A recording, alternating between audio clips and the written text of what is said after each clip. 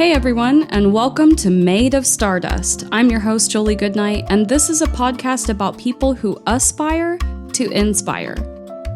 Each one of our guests has something special about them, a spirited spark to them that breathes life into the people they inspire. After all, that's what the word inspire originally meant, to breathe life into.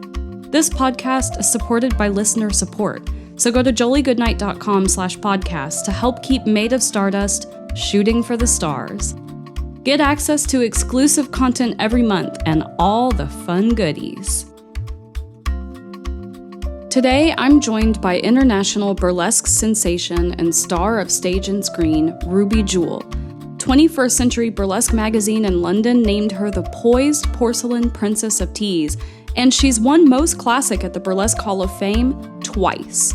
That's part of the reason I wanted to talk to her today.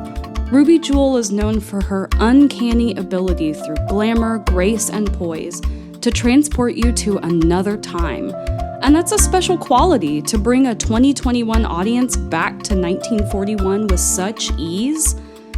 In a world that's obsessed with trends, it's inspiring to see someone effortlessly reflect such a profound sense of authenticity and glamour throughout her classic-inspired career. My takeaway from this episode? Just wait until you hear her advice about confidence. Seriously, life-changing. Hi, Ruby Joule. Hi, Jolie. Goodnight. How are you? Ooh, I like your coupe. I'm good. How are you? Thank you. I'm doing fabulous. Busy. Busy. That's good. It's good to stay busy or occupied, or there's probably a better way to put it other than we're busy, I think. But busy does not sound glamorous. Showgirls at work. Delightfully. I don't know. What do people tell their kids to go do when they tell them, like, it's time to go play? Like, other than go occupy yourself? I don't know, because go clearly I don't have kids. You're delightfully entertained. Yes. Well, thanks so much for joining me today, especially in these maiden voyages of Made of Stardust. Yes, I'm so excited to be a part of it. Yeah, I can't wait to listen to all of them. Yeah, we're going to have some really cool guests on. I'm excited. But for those of you who don't know, Ruby Joule is my burlesque bestie. And we're also in the same burlesque troupe, the Jiggle Burlesque Review, which we're definitely going to cover a bit today. So for the folks who don't know you personally, I have to say that one of the things that inspired me just from the get-go, before I met you, just when I saw you perform, was your uncanny ability to have this poise and grace, and also that you transported me to another time. And especially for people who are in burlesque or pinup or anything, that's like fantasy 101 for us, is getting to feel like we're back in the 1940s again. And that's something that you do really well. So my first question, though, is what did you aspire to be when you grew up?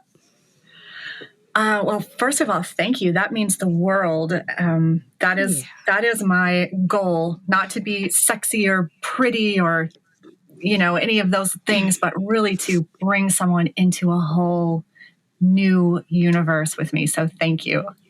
Yeah, I mean it. When I was little, my mother wrote a lot. I'm an only child, so my mother wrote down a lot of things that I said. One of those things was she asked me what I wanted to be when I grew up, and I said, a lady. That's incredible. Wow. What did that mean to you? What did you mean by a lady? Well, here's my theory, is that I was fascinated with the trappings of the grown-up lady, the glamour, basically, but not knowing the word for it at 3 years old. But high heels and makeup and the shape of clothing, and I never wanted to wear children's clothes. I just wanted to wear like nightgowns and things. I was just so entranced by femininity itself. And so that's what I wanted to be. And so that led immediately to ballet lessons. So, cause that was to me the most feminine thing you could possibly do, was be a ballerina. So that, and then when I learned that I couldn't be a ballerina later on in life, then it was theater and still being on stage and in front of people. But I wanted to be a pretty, pretty princess forever. I get it. I actually even remember my very first little nightie, a little pink nightie with a lace bottom on it. And like, I remember what it looked like, what it felt like. Like, I remember the whole shebang, and I didn't know that it was going to have an influence on me at the time. But like that little nightgown and those plastic pink high heels. Remember the plastic heels that you would get as elastic thing across the toe to keep them on. Mm-hmm. So it was like a slide. Yeah. Basically like little dollies for us. Oh my God. Revelations. Maryland slide for babies. Oh man. Yeah, they were really hard to keep on, and they hurt. But so then what led you from ballet and theater and all of those things to burlesque? How did you end up here? Well, I had never heard the word burlesque, and I had no idea that it existed, except through little dropped hints and clues that I picked up along the way watching old Hollywood musicals, movies, and through watching The Muppet Show. And those of you who are fans of The Muppet Show will know exactly what I mean, especially if you've watched the episodes from the 70s recently. It's just like light bulbs going off left and right about how burlesque that show is. So sometime in the early 2000s, I saw a poster up in one of the local theaters. I was doing a lot of theater at the time, and it said something burlesque, but the imagery was like a leg in a high-heeled shoe and a seamed stocking and red curtains behind it and like, an entranced audience. And I was like, what is this burlesque thing you say? And, I was sort of nudging my co-stars in the play going, what is this? I don't know. Let's go check it out. And we did. And it was just like, it was like meeting all of your best friends for the first time after 10 years. It was like, this is that thing. It's called burlesque. How do you spell that? Let me just write that down. And then from then on, it was tons of research, looking on MySpace, trying to connect with the performers here, and just learning all I could, finding out about the legends and doing what I could to get involved. So yeah, that's how I found it to begin with. Okay. And so who were the performers at the time? Like set the scene a little bit. What was Austin Burlesque like when you started? The Austin burlesque scene was pretty non-existent. There were two troupes, Red Light Burlesque and Kitty Kitty Bang Bang. And it seemed like they would do shows maybe once or twice a year, big productions. So there was no like regular ongoing performance scene. And I feel like I contacted both of them at different times to ask about auditions because I didn't know any better. And, I wouldn't hear back. And I think finally was like, they're not holding auditions, or someone was kind enough to get back to me. And now being in a troupe and knowing how it works, I know exactly why they don't hold auditions. It doesn't work that way. So yeah, there really was just not a scene. And that was probably from about 2002 to 2006, whenever the perfect storm of the Jigglewots came together and we decided that we could make it happen for ourselves. So the first show that you did was a Jigglewatch show then? Yes. Okay. Yes. The first show was the Jigglewots' first show. Ooh, How did that feel? What was it like? Oh my gosh. We spent about, I think we spent about 2 months or 6 weeks preparing for the show. And we all came from theater backgrounds and film and TV backgrounds, acting and dance. And so we really wanted we wanted a motivation to take our clothes off in each act. And most of the acts were duets or trios. There were very few, I think only one solo. It was mine. And it was at the last minute. So professional. So we spent a lot of time coming up with these acts that had each one had a storyline kind of to it, so that when it came time to disrobe, there was a reason for it. And anyway, we spent a lot of time getting everything prepared, and it felt great creatively. But then when I got on stage that night, this had never happened to me before. I was terrified for the first time ever being on stage. I was so terrified because the realization hit me all of a sudden that everything I was about to do on stage that night was my own choice. There was no one else to point to, no director, no one who would cast me in this role. I cast myself. So I'd better measure up, and no script to follow. It was just all me, from soup to nuts, music choice, choreography, costuming. And it just felt like so much pressure. And I was like, what have I done? My legs started shaking uncontrollably. And I was like, everyone can see that I'm shaking. Just keep smiling. And the next day I had this I sunk into this horrible depression of like, just sort of what have I done? What is this that I've stepped into right now? So it was kind of wobbly at first, just because it was so different from anything I'd ever tried before. And it really didn't have anything to do with nudity or, revealing myself in front of people. That was, I feel like I'd done that forever just in dance. But this was a new bearing of my soul, and it was heavy at first. Yeah, I, coming from a theater background, I did the exact same thing with my first burlesque routines. I sat down and had the motivation and the object and I had everything written down for it. And then whenever I got on stage and started doing it, unfortunately, all that acting training had given me a fourth wall.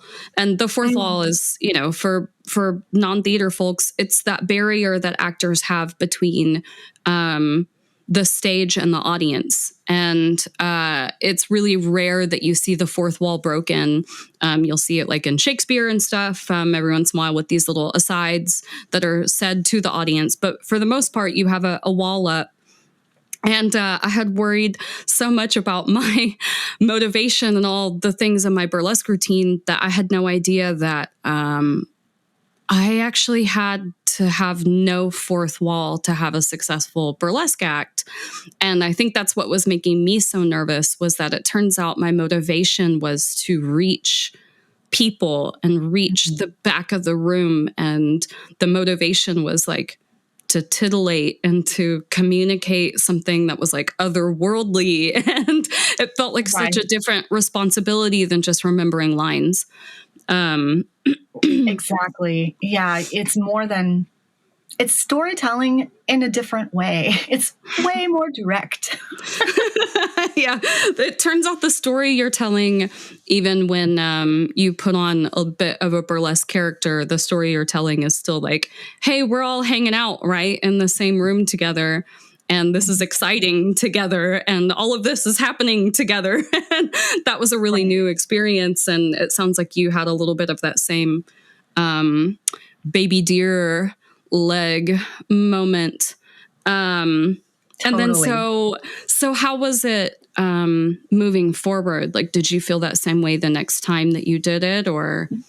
Yeah, the next few times I did it, I think it took me probably about a year to get past the physical manifestations of this strange anxiety about this new thing that I was doing, where all the pressure was on me creatively.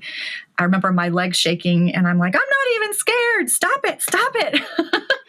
And I was like, I remember thinking, I'm never going to get past this. How in the world am I guess maybe this isn't for me. But eventually, and I really can't point to a single moment where it changed, but eventually it just calmed down.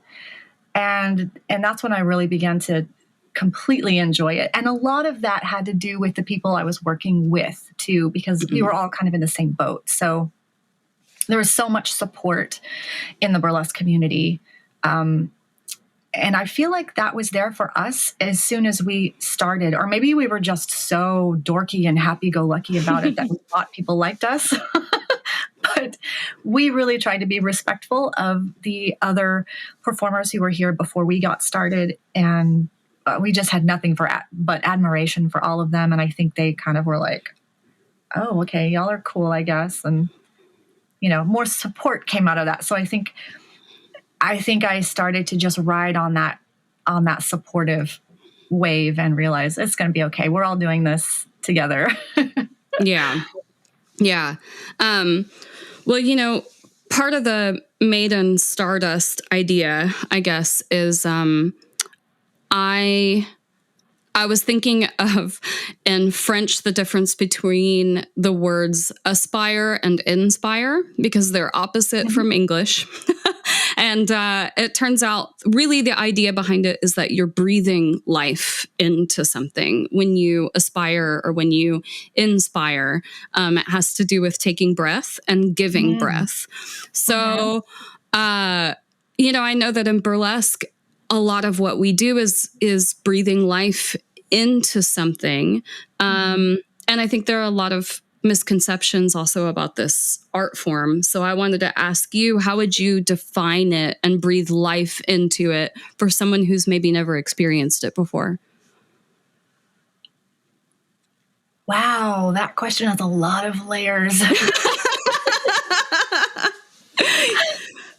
How would I breathe life into? Well, it's so difficult because I never know where someone is coming from.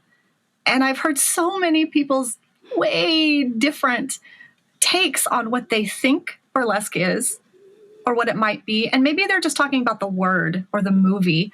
But if we take the word and the movie out of the equation, this thing that starts with a B, it is,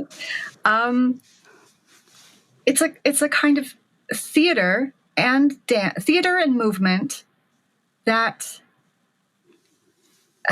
no, every time I come up with words to describe it, this other voice is like, oh, but what about that? Oh, but what about that? It is just so hard to pin down. I feel like, I don't know. Yeah. I know that's not helpful. I wish I had a better answer. I think that is helpful. I think that's kind of the nature of a lot of art. And a lot of art forms in general is, I'm sure before, when Monet, for example, when Monet came along, it was like this atrocity to art. Like they were shocked, they were angry, there were like all these feelings about it. And I think in general, people feel ways about art forms, be it a genre of music or how a painting should or shouldn't be done, or how burlesque in this case should or shouldn't be done. People say that's not art all the time about works of art, just like they say that's not burlesque about burlesque left and right. So what then do you think is so inspiring about burlesque, either for performers or audience or all of the above? What do you think that makes it just such a massively inspiring art form? I think that maybe it's the same in a lot of ways for performers and for an audience, because I think performers at one time were an audience that saw burlesque for the first time. And I think it's that moment where you imagine yourself up there and you think, I can imagine, or I can see, or I can plan on doing that myself. And I think an audience, even if they never become a burlesque performer, I think one of the most powerful things about burlesque, and especially about its inclusivity, is that people see themselves represented on stage.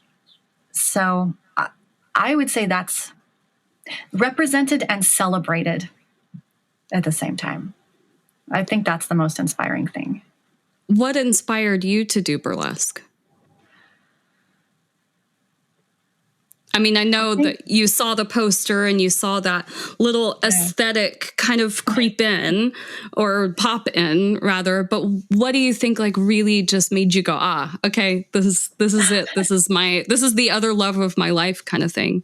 Yeah. I think that it was the same thing that terrified me about it. It was this art form where I could be on stage, I could perform and I could entertain, and I could be 100% in complete control of everything going on. I got to choose what I wore, what I danced to, what I did, how fast, how slow, how long. I got to make all of those calls instead of, I mean, that's quite a change from auditioning, getting to be the casting director and every other role. I think that's really what has kept me doing it for so long. Yeah. I think that there's an accessibility to it that traditional acting doesn't really tend to have, where your fate doesn't feel quite so determined by other people all the time. Right. I mean, your fate becomes really massively determined by you. Yes. And sure, you have to like get hired and be put into shows and into festivals. But for the most part, if you have a lot of drive and will and just the courage to walk up to people and be like, "Hi, I'm Jolie Goodnight, and I really want to be in your show," then usually you're going to get in a show. I mean, that's most people, it turns out, are really talented, and you don't have to fight for one spot because there's so much talent in the world and there's so many stages and there's so many spots to put them in. But speaking of festivals, I wanted to ask about your titles at Burlesque Hall of Fame for the folks that are tuning in that don't know what Burlesque Hall of Fame is. There's a museum about burlesque that you should go visit in Vegas, and it's really well curated and really well done and very informative, especially kind of as a Burlesque 101 chapter, and a great introduction. But there's also a weekender, and it's sort of the mecca for burlesque performers and burlesque legends. We get to hang out with the folks who did it before us and learn from them, but and see them perform sometimes as well.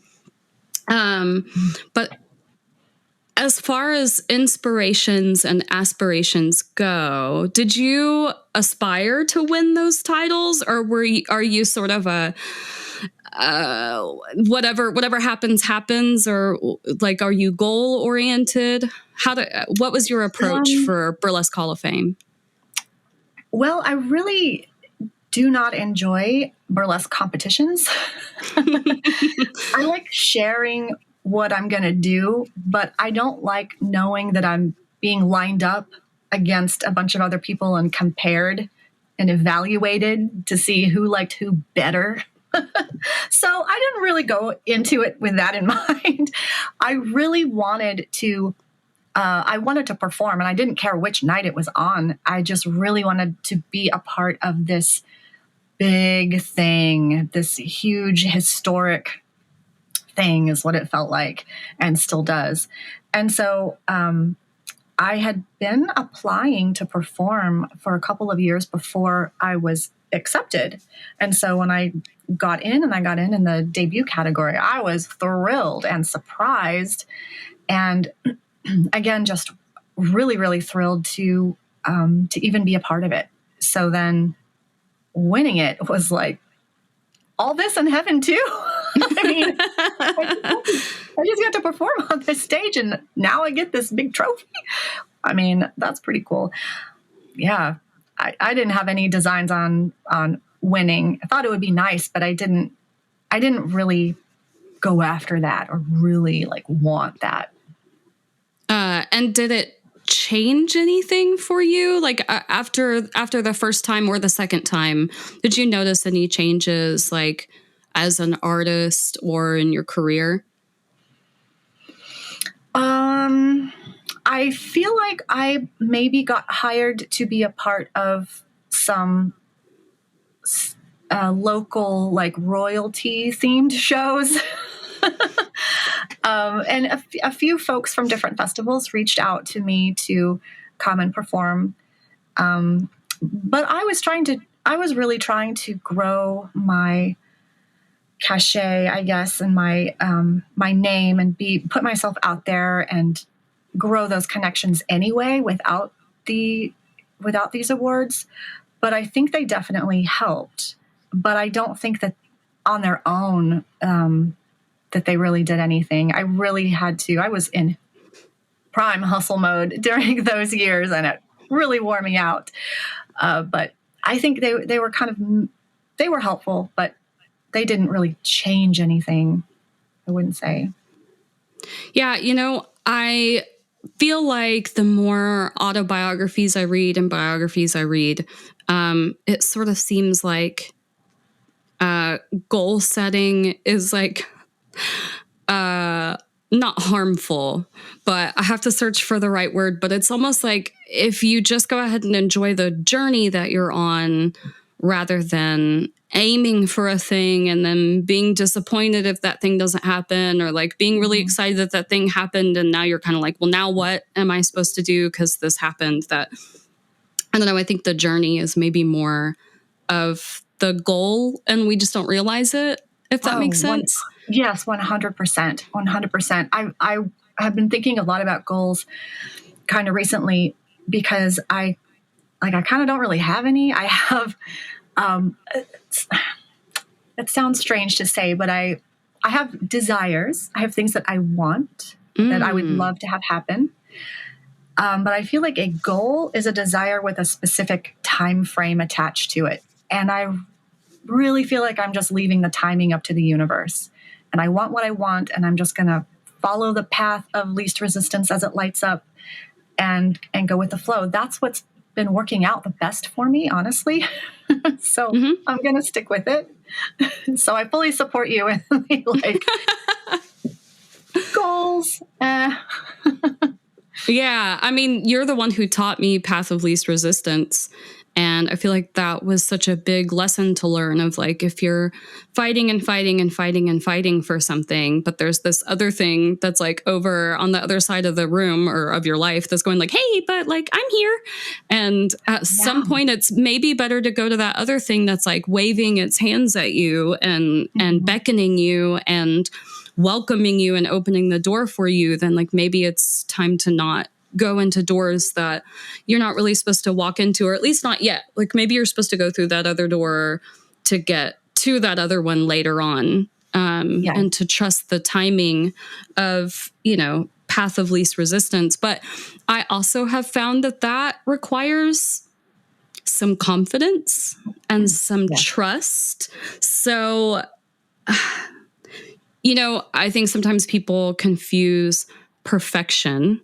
And you're one of those people that comes off as just impeccably, perfectly, like I said, like old Hollywood earlier. But what I wonder then is what inspires you to feel confident? Because even if we don't feel confident, you must have something inside of you in there that's making you feel confident in order to keep following that path of least resistance. Man, I've worked on confidence my whole life. I don't know if this will answer your question, but it's what's coming to mind. So when, way before burlesque, when I was, really had aspirations to be a model, and I was working on my portfolio, getting a lot of photos and going out for runway shows and things like that, I was so self-conscious about different parts of my face and my body. And someone told me, or I heard somewhere, it's about attitude. You gotta have attitude. And I was like, what is this mystical attitude thing that everyone seems to have and want. And what is attitude? What is that? And it dawned on me one day that what they meant, or what I chose to interpret it as, was this sense of, my nose looks like this, so, or whatever, I'm not tall enough, or I'm a few pounds heavier than you want me to be, so that's attitude. And the next time I was on the runway, and then my next few photo shoots after that, they came out so good. I was like, oh, maybe I'm always something. So just walking into the room, instead of thinking about these things that I'm really self-conscious about, I just flip it and go, this is what gives me attitude. So I'm going to do it. And this is going to provide the confidence to go, so. That is so smart. That's genius. I can't believe I've never asked you that question, like in all of our zillions of hours in the car together, because I'm really excited to use that next time. Have a supermodel's attitude, and now you know what that means. Yeah, because even admittedly, even with this podcast, like I fully believe in what I'm wanting to do with these questions and with the idea behind it. You know, we're all made of stardust, and at some point we're all going to go back to being stardust. And I want to interview people who are inspiring me in the time that they're given. You know, this is the time that you're given to be Ruby Joule, and I'm inspired by what you're doing with that time you're given. But as, you know, I'm developing the podcast, I'm like, okay, who all is on the dream list? And I'll think of people, and then I'll be like, but what if they say no? And now I know the response is so. So, girl, you have some attitude. Got attitude, as the French would say. Well, so I know then you've had this incredible career that involves pinup modeling and burlesque and acting. And, you know, I know that you still have these other roles that you do occasionally in movies and things. So I know that takes momentum, just continuous momentum. So what inspires you? Like what images or like whatever it could be, actually, what is it that inspires you to keep on keeping on? The 90s, for sure. Ooh, what about the 90s? Well, the 90s was such a beautiful time in fashion. When we were going back to Dior, is it Dior's new look? That silhouette that became really popular again. Was it Dior brought it back? Mugler brought it back. Dior's was it was post World War II. And then it was Mugler that brought it back into all of our view. And didn't Galliano do something with that during his time at Dior? I think all of those fellas did. I'm pretty sure they all did. Between Gaultier and Galliano, and then probably Dior, whoever was designing again in the 80s and 90s, brought, you know, all the references to the 50s, definitely. Yeah. I think so. That time period was the same time period where I was kind of coming into my own and my own sense of style, and realizing I didn't have to dress the same way all my friends did, or I could find new friends and that we were more compatible with. And it was just a really interesting time to see what was happening in art and fashion and media aesthetically.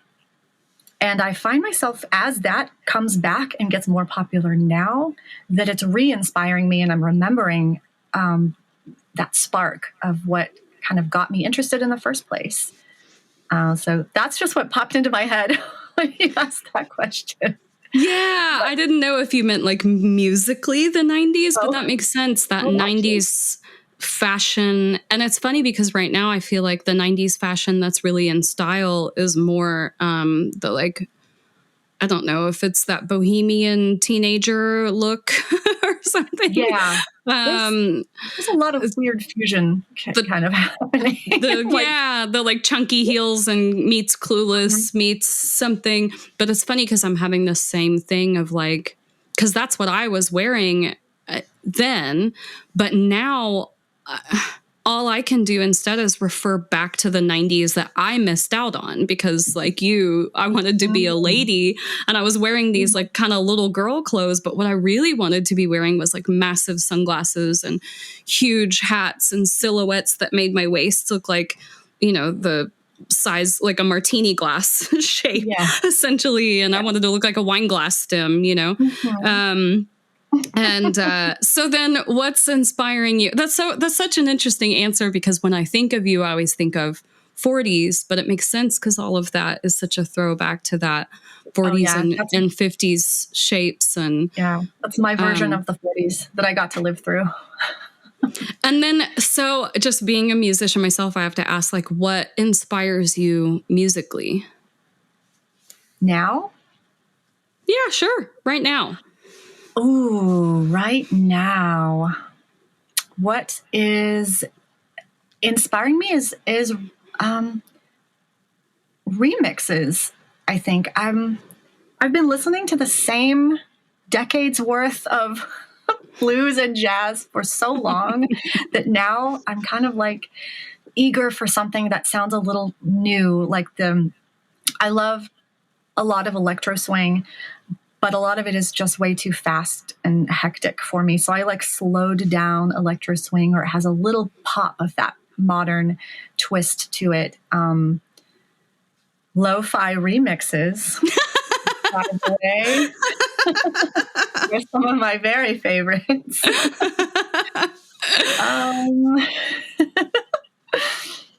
Yeah, it's tough to say. I'm always looking for that kind of next thing, but you know it when you hear it. You know what I mean? And like you can be somewhere out in public and your ears just perk up like, what is that? And you immediately Shazam it like, I'm going to keep that for later. Yeah. Yeah. And then what would you say inspired you when you were first starting in burlesque? Like musically, visually, doesn't matter. I really referred a lot back to the legends. And when I was first starting, I didn't really even know the term legend. It wasn't until I went to BHOF for the first time and learned. But I was looking back to I was trying to watch everything I could find on YouTube, which in that time there were, you could watch everything there was in about 30 minutes. So trying to find old videos to learn more about burlesque. What was this thing and why is no one talking about it? Why were we not taught? So learning about the history of it really inspired me, in part probably because it seemed so rare, so kind of hard to find, and you had to dig a lot. So it seemed like a treasure when you found it. And I would try to see what other performers were doing, but I wasn't as inspired by other people as much as I was by legends, by Lily St. Cyr and by Tempest Storm and Betty Page, because she had a lot of videos where she was portrayed as a burlesque performer. So I would have to say the history, really, in one word. Yeah. It's funny thinking about like when I first started, which I think was maybe a year after you, and I was looking at videos or trying to find videos, and it was like a couple of Betty Page, but of course she doesn't really take anything off. She just kind of gyrates around. And then, so there were some, they're really cute. They're really sweet. And, there were a couple of course, now we know them as the legends, but at the time, like I didn't know their names, didn't know who they were. And it still wasn't an accurate representation because, they weren't removing many clothing pieces in those videos, I guess because of laws and things, probably they were just having to like do the dance moves sort of somewhat politely, but without really getting to actually do their routines the way they would have done them normally. So it's interesting looking back on what inspired us then, because it was a little bit made up. It was a little bit fiction. Like, I think we got inspired by something that was not necessarily the whole story, and then had to run with this like half truth or a fourth of a truth and create something that wasn't really, we created something essentially that wasn't the whole truth. But now we have all this access to legends. And I wondered if in the process, if you've had any mentors or if you've had anyone that you really looked up to and learned from. Yes. One that really, really stands out to me. And she's no longer in this plane. Joan Arlene was she was a trained ballerina, and I think she had her own ballet school. And I think that maybe she was only active in burlesque for about 6 years, but I met her at Burlesque Hall of Fame, and she taught an amazing workshop. And I was so impressed by that blend of ballet technique and burlesque technique, because that's how she approached it. Like, this is the technique. And that someone could blend those two worlds in their own career. And she seemed like a ballet teacher. She seemed like a real kind of stickler for your turnout. And so I'm really, really grateful that I got to meet and learn from her. She was the original sex squire girl with the magazine cutout on stage, the big prop of the magazine cutout that she would stand in front of in her original costume from the 40s. Yeah. And I mean, of course, Tiffany Carter has been so kind and generous with what she knows. I mean, she'll just give you an impromptu duster lesson in her bedroom if you happen to ask her about it. There are just so many. But I've been really lucky to meet Shenandoah. Oh my gosh. Those are probably, Tiffany and Shannon are probably the closest ones to me. Yeah. What about you? Oh, well, I mean, it's funny because I feel the same way definitely about Tiffany Carter and, especially all the incredible blessings of her throwing those parties with all the legends whenever we would go on tour. The Jigglewots always made a stop on tour to Tiffany Carter's home. Even if we weren't performing in Vegas, it was like, how do we route ourselves to Vegas so we can stay with Mama Tiffany?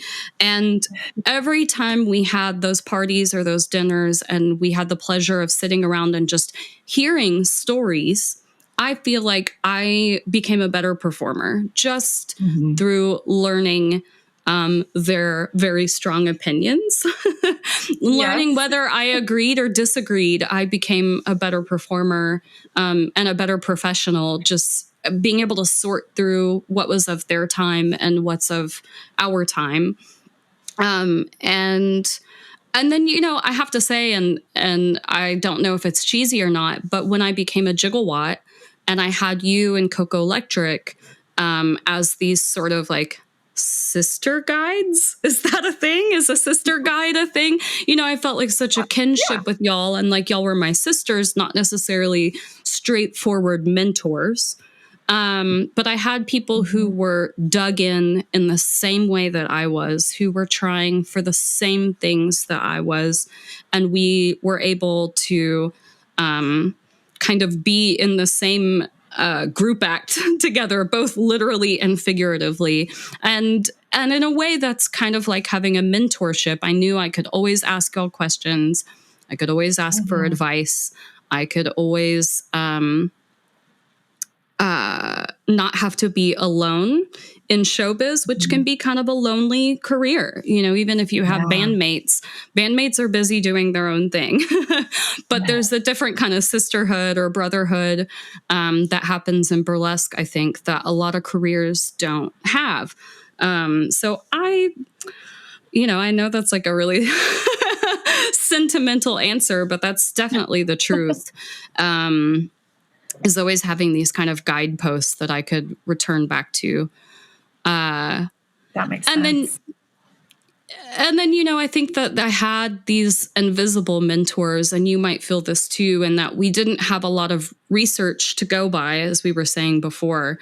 So I felt like I could watch movies and see a scene and dream that was me, and learn from what she was doing and not doing, and learn what power a wink has, and learn from Rita Hayworth. Like, I feel like Rita Hayworth was a mentor to me. I could learn the power of a hair flip. What a powerful you have that hair tool. Flip down. So do you. I feel like it should be part of Burlesque 101 classes, perhaps, is like how to do that hair flip. And I'm not talking choreo 90s hair flip. I mean that Rita Hayworth one move, swift hair over your back. With a flip like that, you only need one. Exactly. Absolutely. Well, so thinking about, where you are now, and then where you started with burlesque and pinup and everything, what are some of the experiences that you've had that surprised you, that weren't like necessarily part of a goal, but just made you go, okay, yeah, this is why I'm doing this. This is why I go ahead and struggle through a career like showbiz? Oh, there was one time after I did my Snow Queen number. This was kind of early on. This lady came up to me and she said, I almost started crying at your act. And it was like, oh, really? That is the biggest compliment I've ever received. And when I first started doing Snow Queen, I was really self-conscious because the audience was really quiet, like not screaming, yelling, jumping up and down, standing up in their chairs like they would always do every single time for Coco.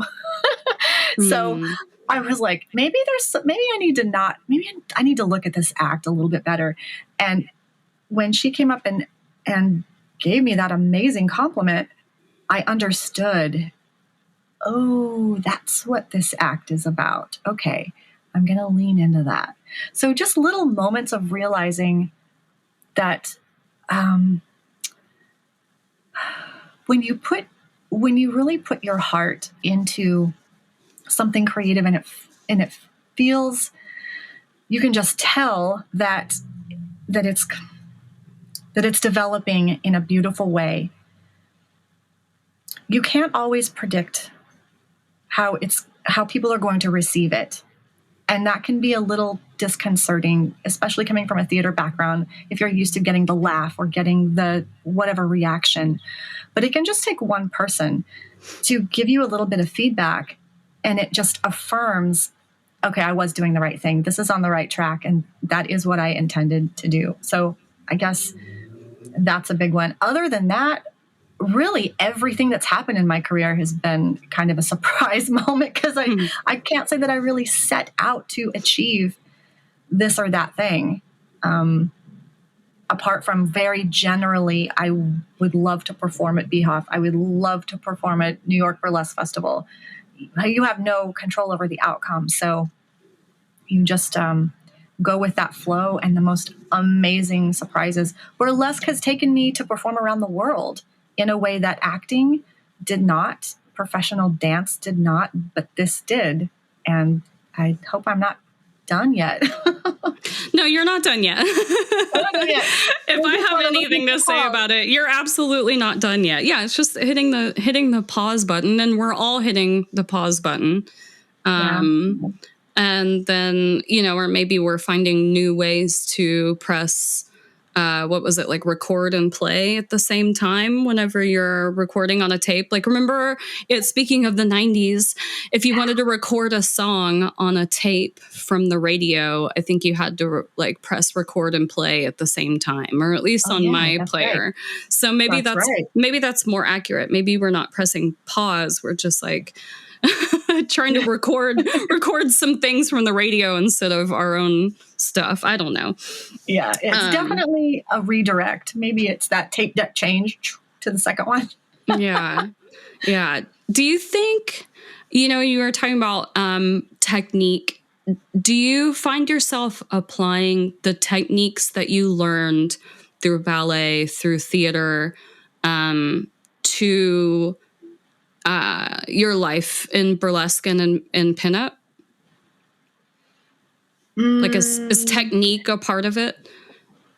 I think I've developed my own version of technique, and I would have to say that it has more to do with posing than with actual dance technique or movement. I think maybe it had to do with dance technique at the beginning, but then over the years, I developed a different vocabulary of movement that lent itself more to the image I was trying to create with burlesque, so that, I didn't want to look like a ballerina taking her clothes off. There's way too much turnout in ballet. Yeah. I would say maybe it's like more of a showgirl dance technique. There's definitely a lot of jazz influence, but I think that it's kind of its own little world of movement that that each person kind of boils down to. There's a cooking term. Is it a consomme? Yeah, or like a roux, sort of, or like a reduction, a wine reduction. Is that why we drink so much champagne? It's just part of the reduction? No, that has to do with fat.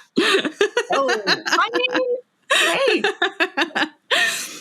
there's many words will take us there. It's boiling down to a new set of techniques, per se. Well, so I have one more question for you. I think a lot of people right now are pivoting. And even past 2021, I think this question will always hold true for anyone who is aspiring to be something or to do something different, or to change careers or whatever the case may be. And so I wanted to ask you if you have any advice for people who are trying to figure out where to begin. Where did you begin, and how can that help other folks just start doing something fresh and different? Do you mean with burlesque or with this new world that we're in? With anything. You can relate it to yourself in terms of how did you personally just go, okay, now I'm doing this? I began by getting myself excited about it with burlesque in the beginning.